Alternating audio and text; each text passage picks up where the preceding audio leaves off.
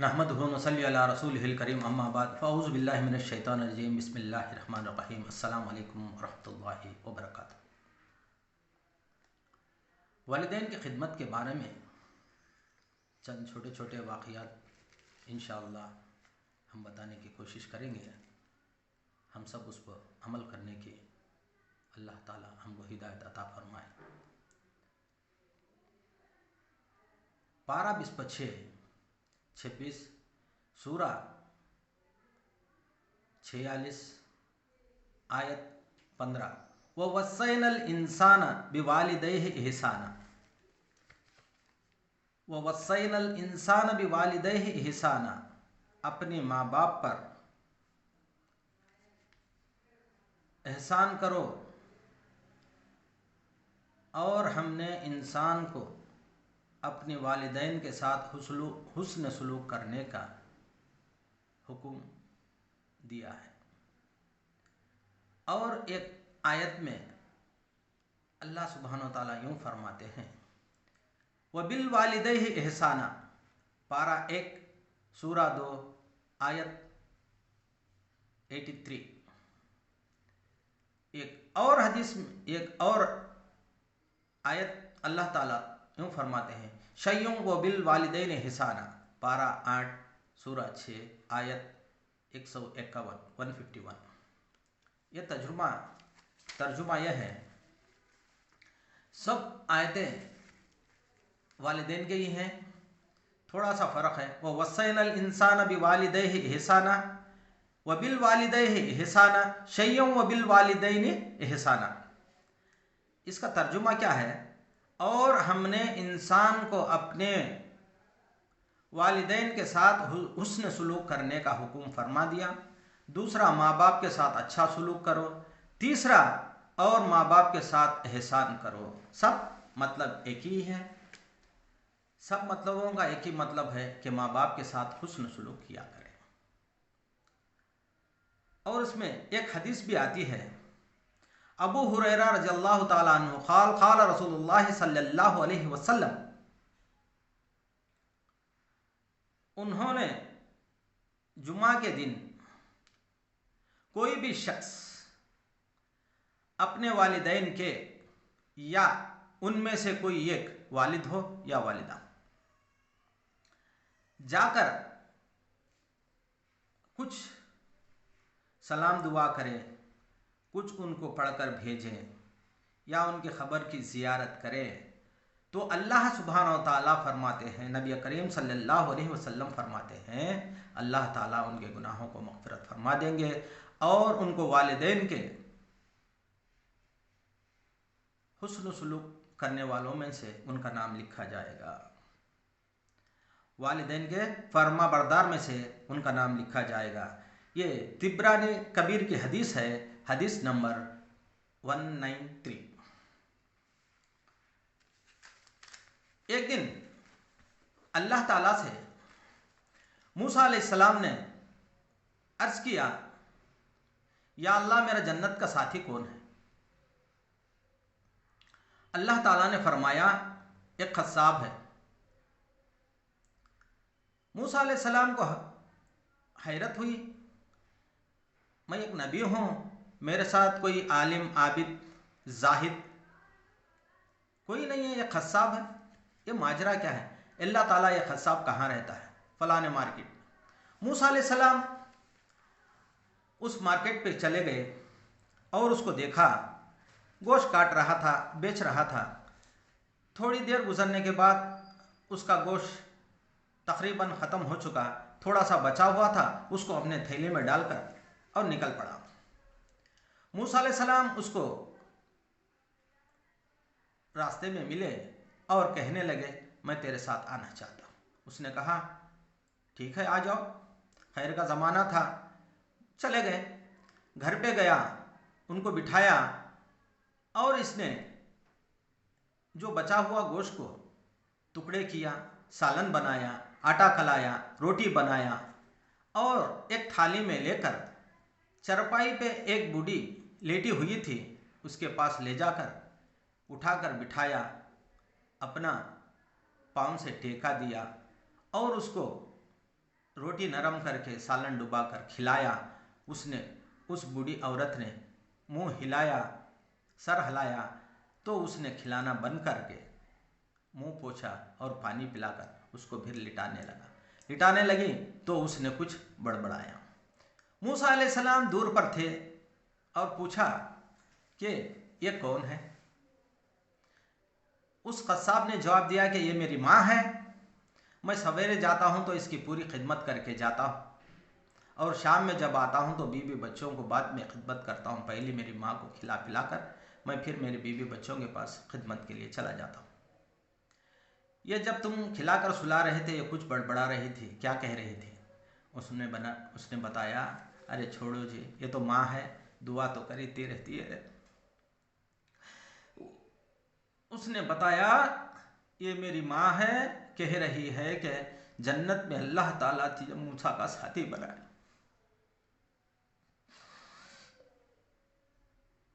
भाइयों, बुजुर्गों, दोस्तों, सोचो, माँ की खिदमत से मूसा अलैहिस्सलाम को जन्नत में साथी अल्लाह ताला बना सकता है। क्या कम से कम अल्लाह ताला हमको जन्नत नहीं देता? हमको भी ऐसी खिदमत करने की हम भी कोशिश करें। वैस करनी ये रजी अल्लाह ताला अन्हु नहीं है, इसलिए कि हुजूर का दीदार इन्हें नसीब न हुआ। माँ की खिदमत की वजह से इन्होंने ना आ पाए। एक बार इजाज़त लेकर आए भी तो नबी करीम सल्लल्लाहु अलैहि वसल्लम घर के पास नहीं थे, इसलिए उनको वापस जाना पड़ा। अल्लाह ही जाने या फिर उसका रसूल जाने उनकी राज को। जब मेरे नबी करीम सल्लल्लाहु अलैहि वसल्लम इंतकाल के बाद पहले ही फरमा चुके थे, हज़रत अली रज़ी अल्लाह ताला अन्हु और हज़रत उमर फारूक रज़ी अल्लाह ताला अन्हु को, तुम ओवैस करनी से दुआ कराना। हालांकि ये रज़ी अल्लाह ताला अन्हु हैं, वो ताबईन हैं, उनको उनसे ज़रूरत कराने की ज़रूरत नहीं है। यहाँ मकसद ये है कि अल्लाह ताला मेरे नबी करीम सल्लल्लाहु अलैहि वसल्लम लोगों को पैगाम देना चाहते हैं कि एक माँ की खिदमत करने वाले को अल्लाह ताला क्या मुकाम अता फरमाया है। उमर खत्ताब रज़ियल्लाहु ताला अन्हु एक दिन हज के दौरान सबको खड़ा किया। कर्न के लोग कोई यहाँ पर हैं, उसमें से एक आदमी उठा, मैं कर्न का हूँ। ओवैस करनी कहाँ है? वो मेरा भतीजा है, पहाड़ के उस पार है, गायें चरा रहा है, बकरियां चरा रहा है। और उमर खत्ताब रज़ियल्लाहु ताला अन्हु और हज़रत अली रज़ियल्लाहु ताला अन्हु दौड़े हुए पहाड़ के उस पार चले गए। देखा कि आसपास बकरियां चर रहे थे, ये नमाज पढ़ रहे थे। किसी का आने का अंदेशा हुआ तो ये मुख्तसर करके सलाम फेरे और सलाम किया। उन्होंने पूछा, उमर खत्ताब रज़ियल्लाहु ताला अन्हु ने वैस करनी से पूछा कि भाई आप कौन हैं? बोला कि मैं इंसान हूँ। वो उन्हें नहीं जानते थे। भाई आप इंसान तो हैं, आपका नाम क्या है? अल्लाह का बंदा। भाई अल्लाह के बंदे भी तो हो, मगर अपने माँ बाप जो नाम रखा है वो बताए। उन्होंने पूछा कि भाई आप कौन हैं, मुझसे क्यों सवाल करते हैं? जब अली रज़ियल्लाहु ताला अन्हु ने बताया कि अमीरुल मोमिनीन उमर खत्ताब रज़ियल्लाहु ताला अन्हु है ये, और मैं अली रज़ियल्लाहु ताला अन्हु, जब वो कांप उठे और माजरत चाहकर बोले, मैं वैस करनी हूँ, आप यहाँ तक आने की मुशक्क़त क्यों की? आप कह देते तो मैं चला आता। उमर खत्ताब रज़ियल्लाहु ताला अन्हु ने कहा, हमारा नबी ने कहा आपसे दुआ कराने के लिए, मैं ही आपके लिए दुआ करूं? वो ताज्जुब हो रहे थे। हाँ हाँ, आप दुआ। जब उनसे दुआ करवाई इनकी दुआ इसलिए करवाई कि जब भी वो दुआ के लिए हाथ उठाते तो अल्लाह ताला उनकी दुआ को रद्द नहीं करता था। वजह क्या थी? माँ की खिदमत थी, सिर्फ माँ की खिदमत। वैसा ही एक और वाक़या, हारिसा बिन नौमान रजी अल्लाह ताला अन्हु, नबी करीम सल्लल्लाहु अलैहि वसल्लम ने एक बार ख्वाब में देखा, ये जन्नत में सैर कर रहे थे, किसी की कुरान की तिलावत की आवाज़ आ रही थी। नबी करीम सल्लल्लाहु अलैहि वसल्लम ने फरिश्तों से पूछा कि ये किसकी आवाज़ है? उन्होंने बताया हारिसा बिन नौमान की है। वो तो मदीने में बैठा हुआ है, यहाँ पर आवाज़ कैसे आ रही है? वो कौन से लाउड स्पीकर लगे हुए हैं, मदीने से जन्नत तक आवाज़ आ रही है? फरिश्तों ने बताया माँ की खिदमत की वजह से अल्लाह ताला ने ये इंतज़ाम फरमाया। ये क्या करते थे माँ के लिए? फरमाया ये माँ की खिदमत ऐसा करते थे, खाना पकाते, सालन पकाते, अपनी माँ को खिलाते, जुएं देखते, तेल लगाते, कंघी करते, चोटी डालते, अपने माँ के कपड़े धोते, बर्तन साफ करते, झाड़ू लगाते, सब अपनी माँ की खिदमत खुद किया करते थे। अगर माँ कभी इनसे कुछ कहती तो उफ तक ना कहते, और उनको समझ में ना भी आता तो अपनी बीबी को बाहर बुलाते और पूछते कि मेरी माँ ने क्या कहा। इसकी वजह से अल्लाह ताला ने उनको मुकाम दे रखा। और नबी करीम सल्लल्लाहु अलैहि वसल्लम यूँ फरमाते हैं, अगर मैं इशा की नमाज में होता, फ़र्ज नमाज, इशा की फ़र्ज नमाज में मैं होता, पढ़ाता होता, अलहम का सूरा भी पढ़ा चुका होता, तो इधर से मेरे माँ की आवाज़ आती, ऐ मोहम्मद, मैं रकात तोड़ के मेरे माँ को जवाब देता, लब्बैक या अम्मा जी। हालांकि उनकी वालिदा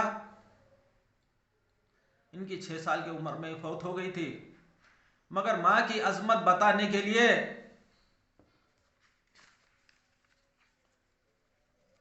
ये बताए।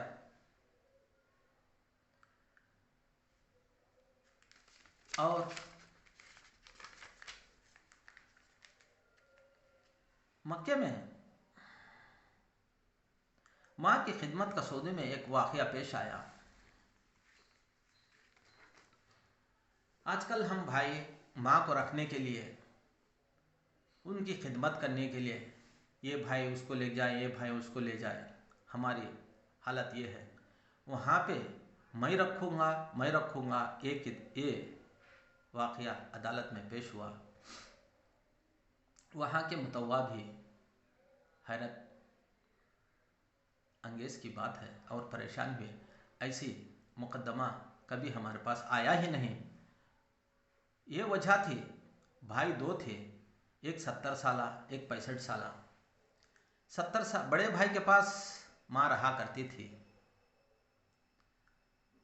छोटा भाई आकर अपनी माँ से गुफ्तगू करके, खिदमत करके, कभी जब ज़रूरत पड़ती आया जाया करता था। इसे कोई ये नहीं थी, रुकावट नहीं थी।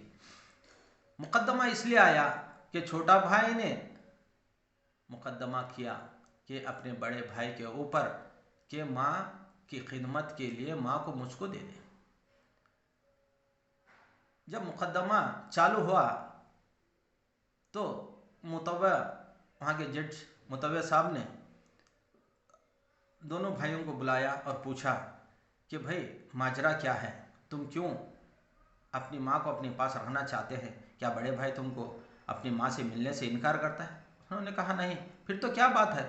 इसलिए कि मेरा भाई बूढ़े हो चुके हैं, मैं और थोड़ा जवान हूँ, मैं खिदमत मेरी माँ की अच्छी कर सकता हूँ, इसलिए माँ को मुझको दे दे। अब बड़ा भाई कहता है कि मैं खिदमत कर ही रहा हूँ तो मैं उसको क्यों दूँ? तो पंचायत चुप नहीं रही थी, इसलिए माँ को बुला भेजा और माँ को कहा कि तुम किसके पास रहना चाहती हो। उन्होंने बताया ये मेरे दोनों आँख है, और मुझसे पूछे ये कि तुझे कौन सी आँख अच्छी है। मुझे दोनों बेटे प्यारे हैं, मेरे दोनों बेटे मेरी अच्छी खिदमत करते हैं, आप ही फैसला कर दो। तो आखिरकार कम उम्र के छोटे भाई के तरफ फैसला हुआ। छोटे भाई माँ को लेके चलने लगा तो बड़ा भाई फूट फूट के रोने लगा। ऐसे वाक़यात कहीं ज़िंदगी में एक आंधे सुनने को आते हैं। अब हमारी हालत ऐसी है, आओ कोई भाई माँ को ले जाए, हमारी जान छूट जाए। हमारी हालत यह है। अलक़मा रज़ियल्लाहु ताला अन्हु सकरात की हालत में है। उनकी बीबी दौड़ी नबी करीम सल्लल्लाहु अलैहि वसल्लम के पास चले आई और कहने लगी, या रसूलल्लाह, अलक़मा सकरात की हालत में है, कलमा नसीब नहीं हो रहा है। नबी करीम सल्लल्लाहु अलैहि वसल्लम फ़ौरन पूछा, सहाबियों को बुलाया और पूछा कि उनके वालिदैन में से कौन जिंदा है। बोले उनकी वालिदा जिंदा है। तो उन्होंने पूछा उनकी वालिदा को बुलाओ। उनकी वालिदा आई और या रसूल अल्लाह सल्लल्लाहु अलैहि वसल्लम, आप बताएं कि मुझको क्यों बुलाया। नबी करीम सल्लल्लाहु अलैहि वसल्लम ने फरमाया, आप अलक़मा कैसा है। उन्होंने पूछा, वो दीन के रास्ते में फरमा बरदार है, जब भी मैं कुछ कहती हूँ ऐसी बात करता है कि मेरे दिल को बहुत चोट पहुँचती है। नमाज रोज़ा सब अच्छे हैं, जब मुझसे बात करता है उसके जो तरीक़े से मेरे दिल को बहुत तकलीफ़ पहुँचती है। नबी करीम सल्लल्लाहु अलैहि वसल्लम ने उनसे फरमाया, तुम उसको माफ़ कर दो। उसने बताया, या रसूल अल्लाह, उसने मुझको बहुत दिल दुखाया, मैं उसको माफ़ नहीं करूँ। नबी करीम सल्लल्लाहु अलैहि वसल्लम ने सहाबा को बुलाया, लकड़ी इकट्ठा करो और आग लगाओ, उसमें अलक़मा को डाल दो। माँ का दिल तड़प उठा, या रसूलुल्लाह सल्लल्लाहु अलैहि वसल्लम, तुम क्यों अलक़मा को आग में डालना चाहते हो। अगर तुम यहाँ माफ़ नहीं करोगी तो वो कल के दिन दोज़ख की आग में जलना पड़ेगा, इसलिए मैं यहाँ पर जलाऊँगा, तो हो सकता है वो वहाँ अल्लाह ताला उसको माफ़ कर दे। तो माँ का दिल तड़प उठा और कहा, या रसूल अल्लाह, मैं उसको माफ़ कर देती हूँ, तुम आग में न डाल। जैसे ही माँ ने माफ़ किया, वहाँ पर अलक़मा की ज़ुबान में कलमा जारी हुआ, उनका रूह परवास कर गया। भाइयों, बुजुर्गों, दोस्तों, अलक़मा रज़ियल्लाहु ताला अन्हु वो अल्लाह से राज़ी, अल्लाह उनसे राज़ी थे। इनका मुक़ाम इतना है, तमाम दुनिया के लोग उलमा इकराम भी बन जाए तो उनके एक नेकी के बराबर नहीं है। इतना मुक़ाम इनको माँ के थोड़ी सी नाफरमानी की वजह से अल्लाह सुब्हानहू व तआला उनके ज़बान पे कलमा जारी ना किया। अब अंदाज़ा लगाओ हम अपने माँ बाप के साथ क्या सलूक करते हैं, हमारे ज़ुबान पे क्या कलमा जारी होगा।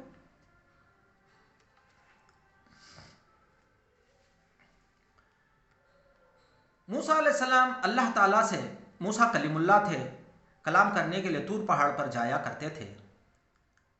एक दिन अल्लाह ताला ने मूसा अलैहिस्सलाम से फरमाया, ऐ मूसा, संभल के आया करो। क्यों? कि तुम्हारी माँ गुजर चुकी है। इसका मतलब है दुआ देने वाली चले गई, अब तुम संभल के आया करो। अल्लाह ताला खुद मूसा अलैहिस्सलाम से फरमाते हैं, तुम्हारी माँ जा चुकी है, दुआ देने वाली जा चुकी है, तुम संभल के आया करो।